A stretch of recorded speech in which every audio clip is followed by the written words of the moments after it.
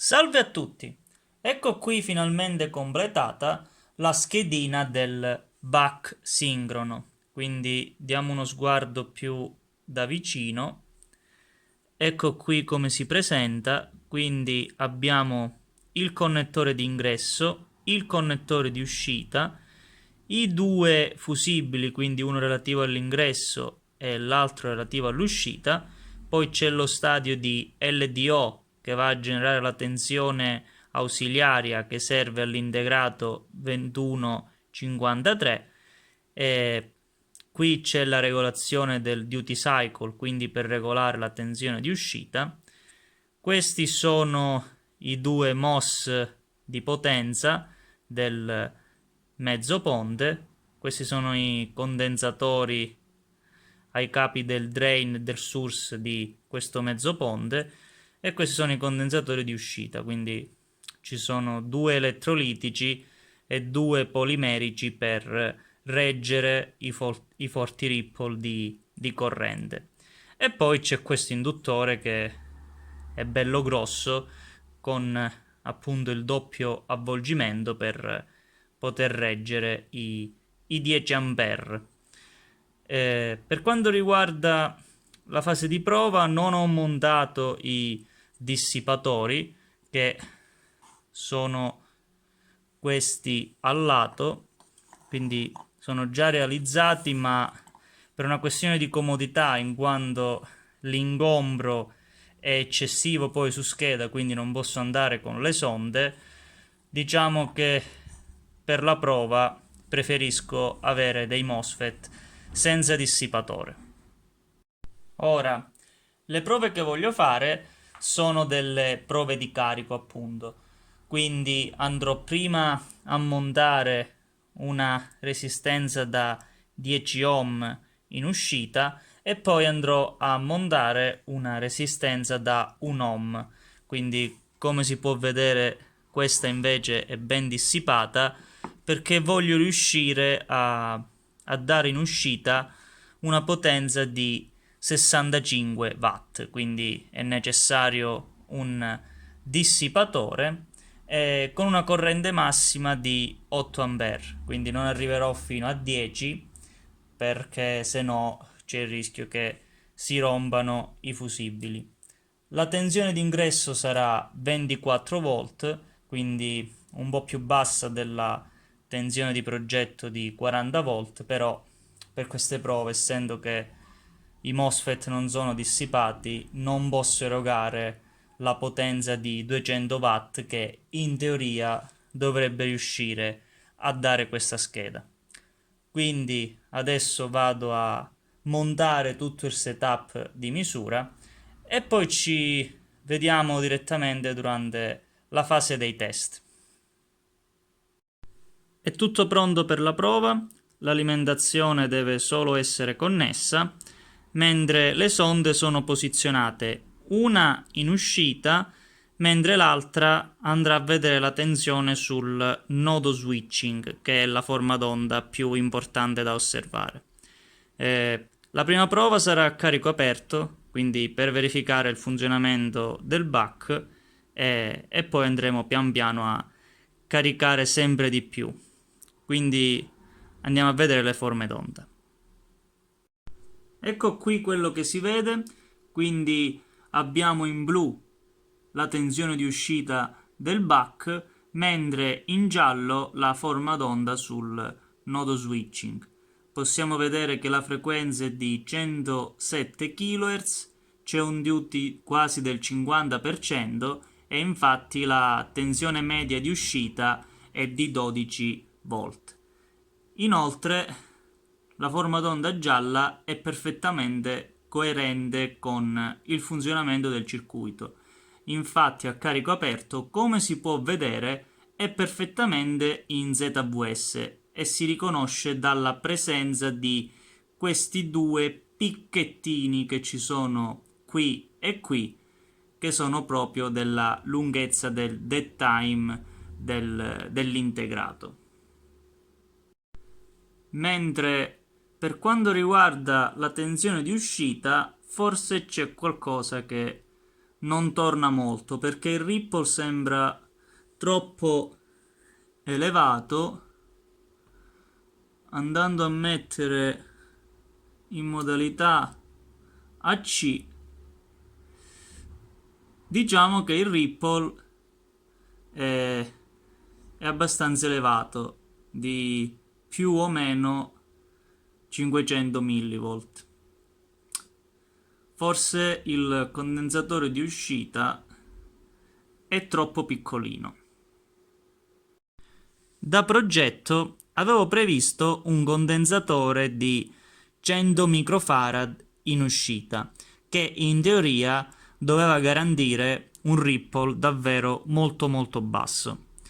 Però credo che, essendo un elettrolitico, forse a causa delle sue impedenze reali, in effetti non riesce ad assorbire perfettamente il ripple di corrente di questo buck. Quindi, per effettuare una prova veloce, provo a cortocircuitare su questi due pin quest'altro elettrolitico da 1000 microfarad, e quindi sicuramente quel ripple calerà di molto. Molto bene, provo a collegare il condensatore e sì, si vede che quando connetto il condensatore da 1000 microfarad il ripple diminuisce di molto, quindi vi è la necessità di effettuare questa correzione. Ora procediamo con la prima prova di carico, quindi con la resistenza da 10 ohm montata sull'uscita, e andiamo a vedere le forme d'onda sull'oscilloscopio, quindi sempre quella della tensione di uscita e del nodo switching. Ecco quello che si vede all'oscilloscopio, quindi abbiamo come sempre in blu la tensione di uscita, che in questo caso ho selezionato al minimo, quindi 1,29 volt, e che adesso andiamo ad aumentare piano piano, mentre in giallo il nodo switching. E non è che si sta comportando benissimo, perché come si può vedere sale 2 volte. Questa è una salita dovuta alla corrente di ricircolo nell'induttore, quindi riesce ad arrivare fino allo ZVS, però sembra che l'induttanza sia troppo piccola e che la capacità di drain source del MOS sia troppo grande, quindi non riesce a tenere la carica fino al momento in cui si accende il MOS di sopra. E quindi in pratica, mentre qui abbiamo lo ZVS, qui non tanto, perché l'induttore non ce la fa a tirare corrente. Ora provo a salire, quindi aumento la tensione di uscita, e come si può vedere, aumentando il fenomeno si accentua.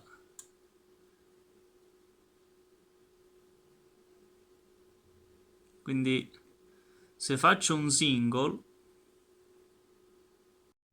si vede chiaramente che qui l'induttore tira corrente, però poi non ce la fa, e quindi quello che poi succede è che inizia a oscillare con la capacità drain source, e questa è proprio una chiara oscillazione che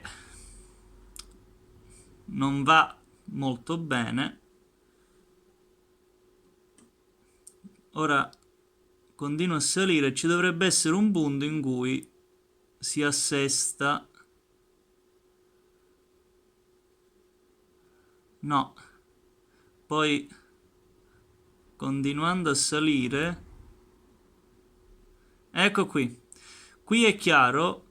In questo momento siamo passati dalla modalità di Forced Continuous Conduction Mode in Continuous Conduction Mode, quindi l'induttore tira corrente solo verso l'uscita, e si riconosce chiaramente perché il picchetto invece di essere qui sopra si trova qui sotto, quindi qui è in ZVS, ma qui in questo momento il MOS di sopra è in hard switching.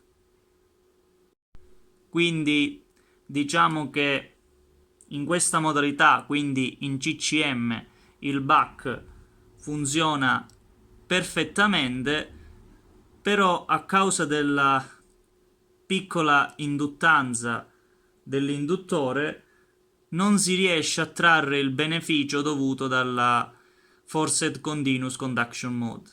Quindi sicuramente il MOS di sopra sarà un po' più caldo del dovuto.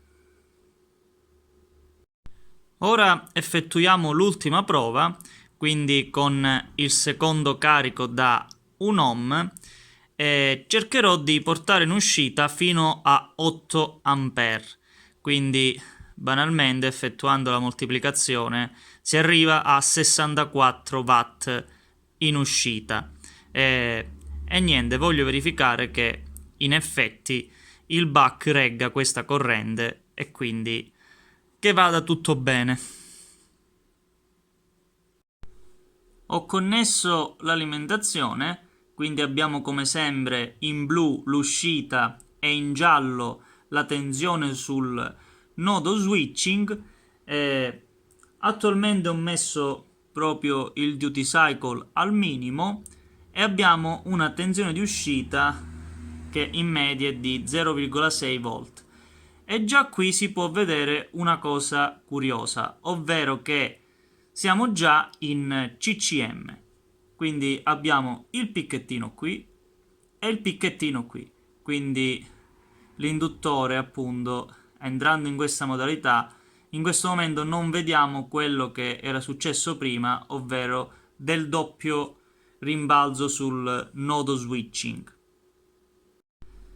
Ora posiziono di nuovo il segnale blu nell'origine e provo ad aumentare la tensione fino ad 8 volt, che corrisponderanno appunto ad 8 A in uscita.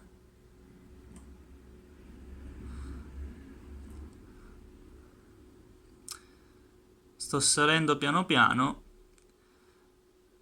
quindi in questo momento siamo a 3 A e mezzo di uscita e qui si può proprio vedere la differenza di quando un MOS si accende in ZVS e quando invece si accende in hard switching.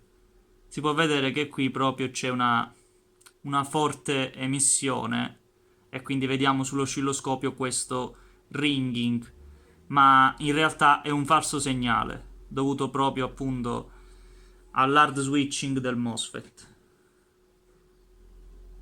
Continuo a salire, cerco di tenere sotto controllo la temperatura dei componenti.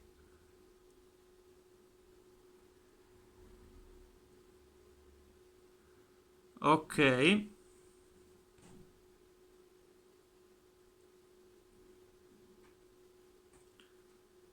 I MOS sono leggermente a fuoco. Stessa cosa per la resistenza, però il buck funziona. Quindi l'induttore è tiepido, ma i MOS sono totalmente a fuoco, quindi ce la fa, ma adesso devo spegnere.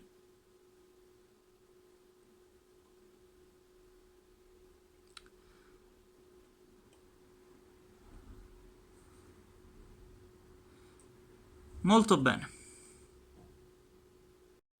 Sto facendo una prova di endurance per vedere appunto che il buck regga. A quanto pare sta reggendo, quindi ho montato i MOSFET con i dissipatori e sul carico avevo impostato inizialmente 65 watt. Poi quindi ho messo in serie e in parallelo un amperometro e un voltometro, però come si può vedere quella resistenza di 1 ohm alla fine si è riscaldata così tanto che non è più 1 ohm. Ora non so a che temperatura è.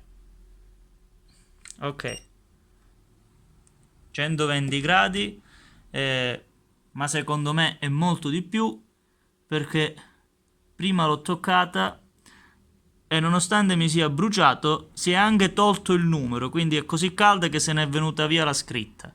Ma in generale il back sta funzionando perfettamente.